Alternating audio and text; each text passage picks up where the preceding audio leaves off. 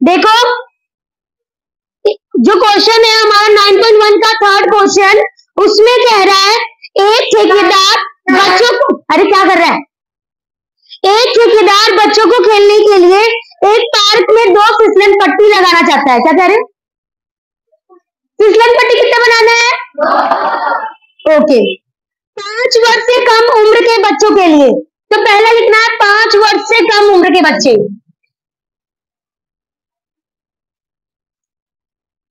5 वर्ष से कम उम्र के बच्चे के लिए, ठीक है। हमारे पास फिसलन पट्टी कैसा होता है, एक ऐसा लंबा ऊंचा यहाँ पे सीढ़ी लगा होता है, ये वो जगह है जहां से फिसलते हैं, और इन दोनों का एक बेस होता है ये फिसलन पट्टी 5 वर्ष से कम उम्र के बच्चों के लिए है, जिसमें खंबे की जो लंबाई है, जिसका शिखर 1.5 मीटर ऊंचाई पर हो, मतलब जिसका शिखर है वो 1.5 मीटर है। ये ऊंचाई कितना है, और जो ये एंगल है 30 डिग्री का बन रहा है, ठीक है। हमें ज्ञात करना है इस फिसलन पट्टी की ऊंचाई, ठीक है। क्वेश्चन समझ में आया।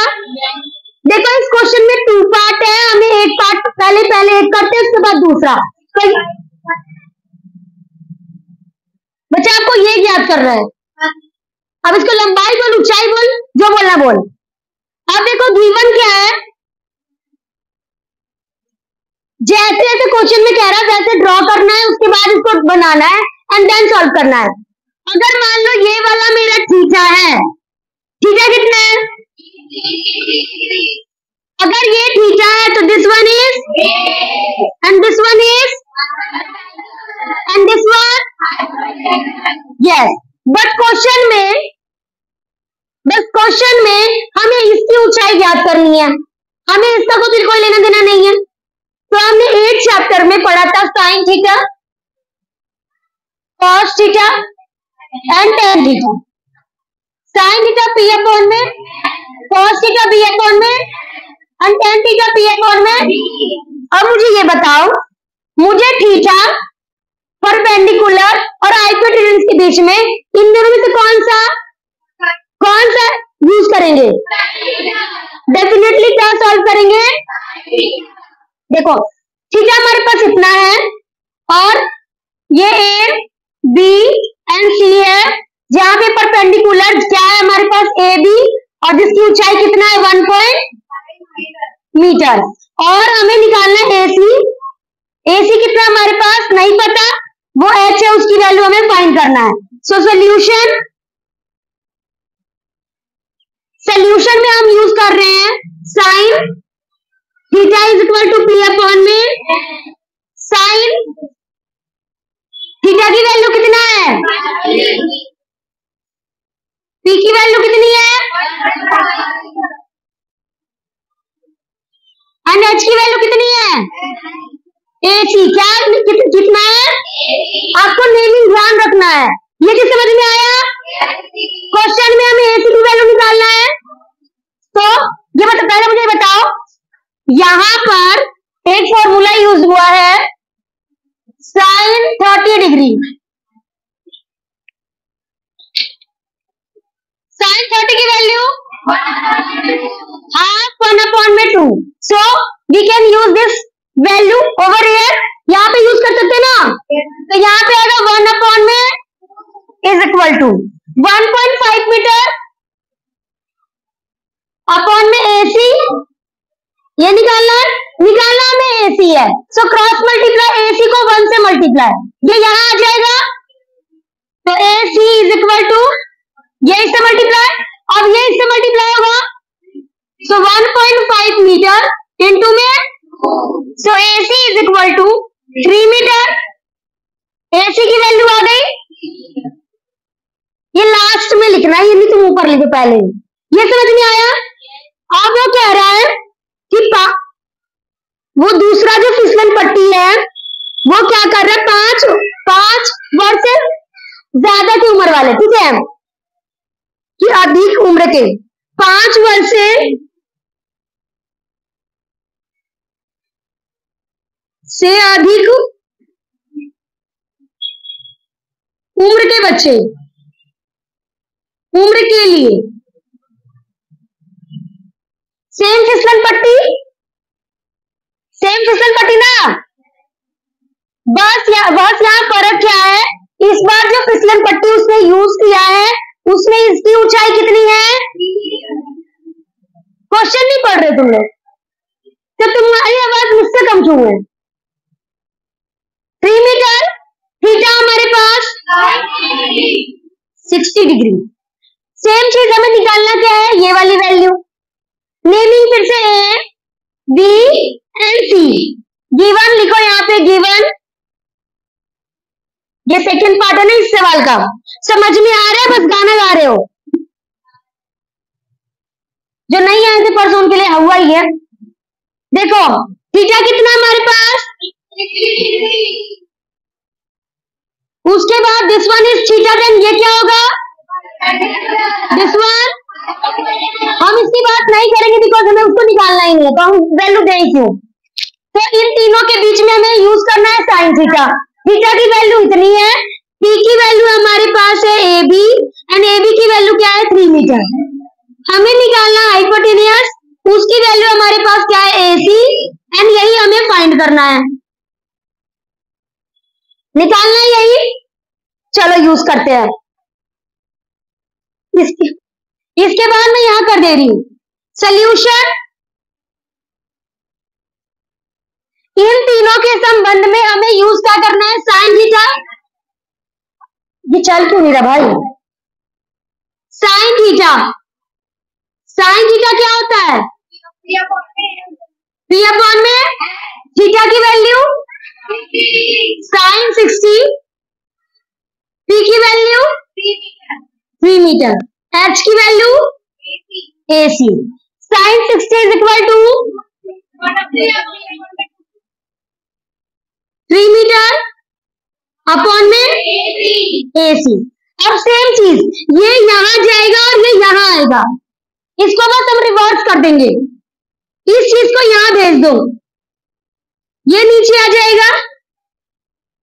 एक्सचेंज कर दिया इनकी सीट मैंने, ये 3 मीटर है, ये यहां चला जाएगा, इनटू में 2 हो जाएगा, बिकॉज यहाँ पे ये डिवाइड हो रहे थे।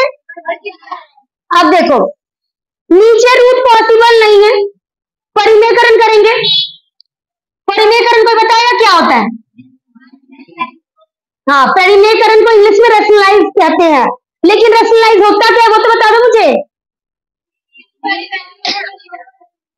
जो वैल्यू नीचे पॉसिबल नहीं है उसको ऊपर और नीचे मल्टीप्लाई एंड डिवाइड करते हैं। क्या करते हैं,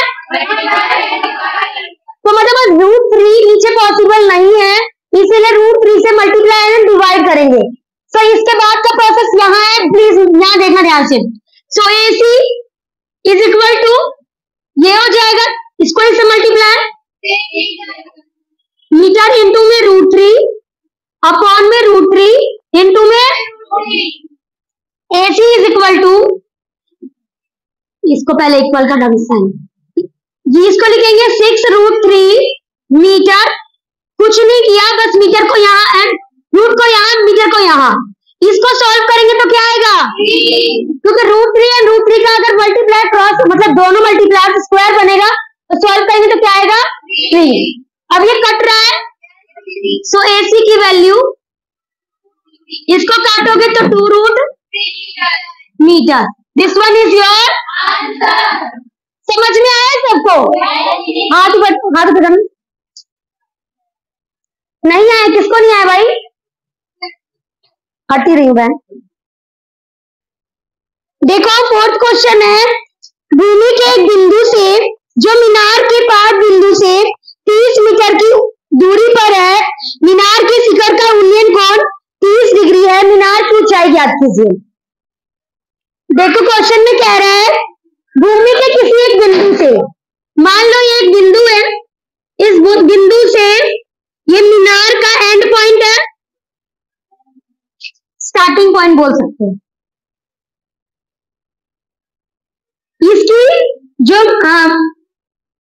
इसकी जो लंबाई है वो कितना है 30 मीटर, और ये इसका कोण है, सॉरी ये इस पे ऐसे लाइन है, जो ये मीनार है और जिसका जो एंगल है यहाँ पे वो 30 डिग्री का है। हमें निकालना है मीनार की ऊंचाई। क्या ज्ञात करना हमें? देखो ये लाइन यहाँ पे 30 डिग्री का कोण बना रहा है, ये हमारे पास गिवन है। निकालना क्या है हमें? ये मीनार है, ये मीनार है और मीनार की ऊंचाई ज्ञात कर रही हूँ। लेट्स सपोज मैं यहाँ खड़ी हूँ, मैं उस पॉइंट पे देख रही हूँ, इस दीवार का वो पॉइंट है, वहां से वहां देख रही हूँ, और जब मैं यहाँ से देख रही हूँ तो यहाँ से जो एंगल बन रहा है वो 30 डिग्री का है। यहाँ से यहाँ तक की दूरी 30 मीटर है, एंगल 30 डिग्री है। तो मुझे बताना है कि दीवार कितनी ऊंची है, मेरे घर मतलब मेरे आईज से कितनी ऊंची है, ये ध्यान देना है। तो ये यहाँ से हम देख रहे हैं, तो ये पॉइंट यहाँ पर 30 डिग्री कौन बना रहा है, ये हमें ज्ञात करना है, ये हमें गिवन है। अगर ये थीटा है तो ये क्या होगा? ओके, और ये वाला ये ए है, ये बी है और ये सी है। ये आप 90 डिग्री का कोण है क्योंकि हम ट्रिग्नोमेट्री का एप्लीकेशन पढ़ रहे हैं। इन तीनों के बीच में संबंध क्या होगा? क्या होगा? जिसमें पी हो, थीटा हो और बी हो, कौन सा है? यहां लिखते गिवन, गिवन है हमारे पास ए बी की वैल्यू P जो हमें फाइंड करना है, थीटा की वैल्यू 30 डिग्री और BC जो हमारा बेस है उसकी वैल्यू कितनी है? 30 मीटर।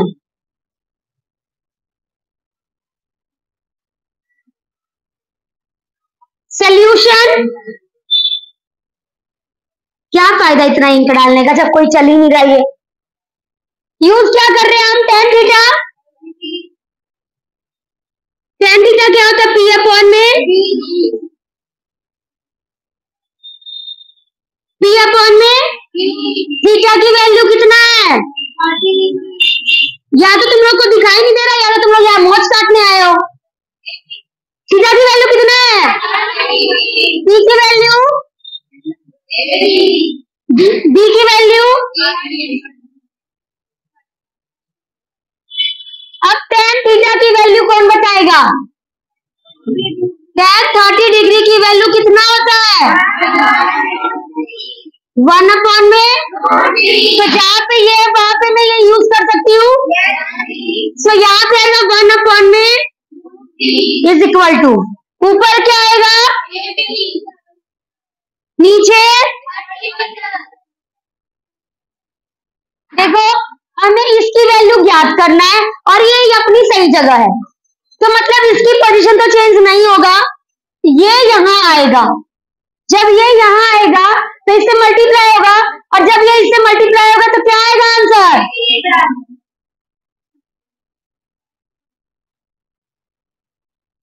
बाकी तो बच्चे यहाँ पे मौज काटने आए हैं।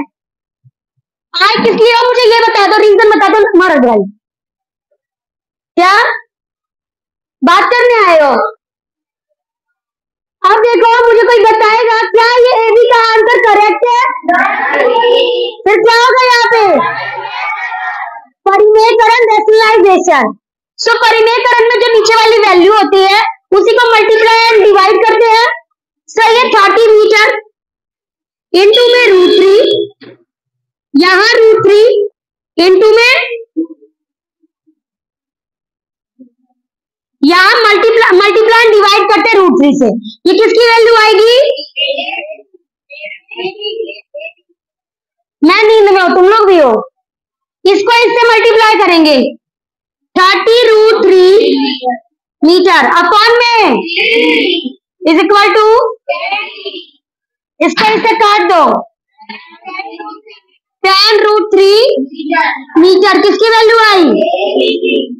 रट लेना इसे, बेसिक वालों तुम्हारे लिए है। नेक्स्ट क्वेश्चन सुन लो। पहले मुझे ये बताओ, ये सबको समझ में आया? एक सवाल जो 5th क्वेश्चन होगा, ये 4th था, 5th को मैं करके मतलब करूंगी नहीं, इसको मैं बस बता रही हूँ तुम्हें करना कैसे है। जो गिवन है मैं उसको बस एक्सप्लेन कर देती हूँ, बनाना है करना। Very easy question. यहां पे मैं इसकी ड्राइंग बना रही हूं। क्वेश्चन नंबर 5 का, क्वेश्चन नंबर 5, क्वेश्चन नंबर 5, भूमि से 60 मीटर की ऊंचाई पर एक पतंग उड़ रहा है। Let's suppose this one is पतंग। होता है ऐसा पतंग? इसकी डोर है, उड़ रहा है ये। इसकी ऊंचाई कितना है? 60 मीटर।